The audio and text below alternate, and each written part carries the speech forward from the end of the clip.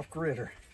It's been a while, but now I'm starting on my fillable water tank situation, which is fixing my Chevy truck. This, believe it or not, is what fell off of it. It didn't completely fall off. Right here is a shock tower. The only thing that held it on was the shock. And those bolts were on there. Man, it took me a while to get those bolts off. But you can see where it started rusting here, and it cracked right through here. This is right, the wheel is about here, somewhere around in here, and this is right behind the axle. So it didn't affect any of that part of the vehicle. The problem I'm going to have is replacing this part and welding it back up, if I can weld it back up. I'm trying to decide if I want to replace this whole thing. You can't replace this whole thing. You can't, at one time you could. Now GM has pretty much done away with all of that, and all the, since they've done away with it, all the aftermarket, you know, since it's a 2002, aftermarket's not even dealing with it. You can buy it in sections. There's a section that replaces almost this. It goes a little bit beyond. What I'd really like, there's a hump here that goes around where all the brake calipers and everything are. I would like to replace that part. It goes up over the axle. That'll require a lot of work. I found one site where I could buy that, but it was very expensive. This part right here is what I'm hoping, if I can find a way to attach this back to the truck, cut this off even, go up underneath the truck, do the same thing, and repair all of this, then I could go ahead and reuse this. There is one part that's missing. I'm not sure. I think that's what was here. Somebody has done a horrible welding job. I mean, it looks like one of my welding jobs. It's just gobbed on there, and it didn't hold whatever. I think it looks like it's got torsion bars coming back. There's one on one side that's attached. The other, the bar's there, but it's not attached. I think that's where that bracket goes. And if that's so, it has been off for years. I mean, this has gotten crusty. There's not any shiny metal. There's nothing to say that's been on there anytime recent. So I'd like to make sure that's where that goes. I need to clean all this up. But I need to buy, or to make, possibly that bracket. Now the reason why I say make instead of buy, I'm not a welder, I'm not a fabricator, wouldn't pretend to be, wouldn't even try to be. My welding is crap. I mean, well, you'll find out, because I'm going to be welding some on this. That's the way you do it. I'm the poor off-gridder. Ordering parts, it gets expensive. Say, for instance, this month, if I order something that is, say, $70, well, that's my leftover expense after I pay my bills. It's about $70, $80 a month. So that would kill me until next month. So I'm trying to find the way. I've got some metal around here. I don't know if I have anything that thick. It's really not all that thick, it doesn't seem. It feels like it might be like a 14 gauge, but I do have some around here. I've got a part of an old riding mower frame. I found out that riding mower frames are about the same gauge. There's a square part that goes down the middle, you know where the shifters are, that square part. The seats here, the steering wheel's up here, that middle part, that's usually done in about the same kind of metal. I do have some of that here, but I can cut up and use in this. Some of it already has the bend. Since it has the bend, I won't have to worry about making a bend. I was cutting on part of it last year, so I couldn't get it cut without these things falling apart on me. So I left it. So I may be able to weld that back up and use it to replace some of this. I'm hoping I can. You notice I'm using a small, this was a freebie from Harbor Freight. When you buy so much money in tools, you get a free tool. Very limited free tool. But last year when I bought, or this winter when I bought that new generator, I guess it was last fall, they gave me a free tool. I chose this. It's lightweight. I have a full-sized DeWalt. Matter of fact, it's bigger than a lot of them. That sucker is heavy. If you saw us grinding last year, that's what we were using. I like this one because it's lightweight. Seems to do a pretty good job. I don't think it'll do any heavy job. That's when I pull out the other one. I don't want to really mess with this besides patching this in, because right here is the shock tower. And it's got factory welds. There's no way that I'll be able to weld that back good enough to hold this. I mean, I can patch a lot of stuff, but that's a lot of weight you got to deal with. There's a lot of stuff there, so I'd rather not do that. It has a rust spot here. It doesn't look extremely bad. I may be able to patch that without a problem. I'm thinking about just cutting this off at the bottom, about wherever that rust starts, somewhere around in here, and just replacing this whole part right here, which will take care of that.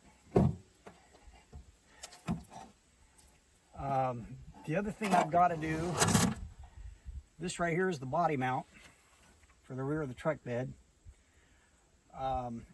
Believe it or not, the mount is still there. The rubber is still there and it's in good shape. It's got this disc that came off of this still embedded in there. But I'm going to have to, I want to leave this as it is and just try to fabricate something in here. Weld it, you know, grind this all off and try to weld something up in here, maybe from the back side. That'll hold it. So I won't have to change my shock mount. I'm trying to get by as little as I have to. On the end here, you notice this part right here that's also, this isn't broken. Last year I made a mistake. When Sambo was helping me, I had him cut this off. This is where the bumper was. The bumper was destroyed. And after I cut it off, I got to thinking later on, a couple of months, that if we would have just ground these bolts off, we could have just pulled the whole mount out instead of killing the mounts. Well, we killed the mounts anyway. But I believe I can replace those. That may be the parts I have to buy. It's also destroyed on the other side. The frame on the other side is not that bad. It's got a few bad spots, but nothing I'm going to worry about. This has been on there so long, hard to get to. I think I'm going to just try to grind these off, pop them out of there, slide this out. It should just slide out or bang out with a hammer or something. It's like it just slides up in there. I believe I can replace that. If nothing else, go to a junkyard maybe and find a willing donor. Problem is, everything in a junkyard, you got to cut off yourself. And unfortunately, I don't have a cordless setup, so that's going to be rough. Man, look at that weld. Looks like something I would have done. Last year, being Sam crawled up underneath there and Sam did some welding, but he did not do that. He was working up in this area. He would have done a better job. He would have never accepted that for himself.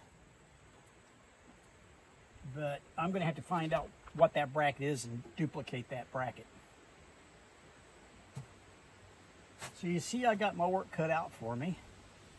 I'm trying to grind this off the best I can. I'm trying to find holes that need to be welded, paid attention to. Then of course, after I get this all cleaned up, I got to paint it. Make sure it doesn't happen again in the next couple of years that I use that truck. My spine is getting worse, of course. It doesn't get better. That's the reason why I'm kind of leaning on the table, looking at you oddball. I'm trying to dodge the sun too. But standing up on my feet for a long time is very difficult. I usually can't stand. The other day I had to stand in a line to pay my cell phone bill, and I was there for about half an hour and I about died. Leaning on the counter as much as I could. I had my cane. But it's been so hot here, I haven't done any filming. It's been so hot, close to 100 degrees, that until this week I haven't been able to get out and do anything. So this week I'm going to try to do some of this. I'm going to work on this. I hope you're going to be there with me too. I'm not sure if I've already showed it, but if I haven't, I've got a video coming up. A little bit more about my solar power. I've got a little video about solar panels working in either parallel or series or a combination. And I'm going to explain that a little bit. So until then, hope you enjoy this. And I hope that you remember to like and share. And I had some good views the last couple of times, real good. Of course, it's been about a month, but I was very happy with those. And if we keep those up, maybe I can keep this channel going. So I hope you appreciate what I'm doing here. This is part of off-gridding. It looks like car work, but off-gridding, like I say, goes in many different directions, especially when you're the poor off-gridder. I didn't sell any real estate property, have a big investment, 401ks to cash in to start this. I'm having to do it month by month on a disability check. So, I have to do things the hard way. And this is part of it. This is for my truck where I haul water. Also for any lumber and stuff I use out here. This is for hauling mat. So I hope you hang in there and you understand why the poor off-gridder shows this kind of work. So thank you for watching. I'm going to turn this thing back on and do a little bit more work. I'm going to try to clean up another side here somewhere. Maybe this side and see what I can get. Better leave that there. Alrighty. See you in a little bit.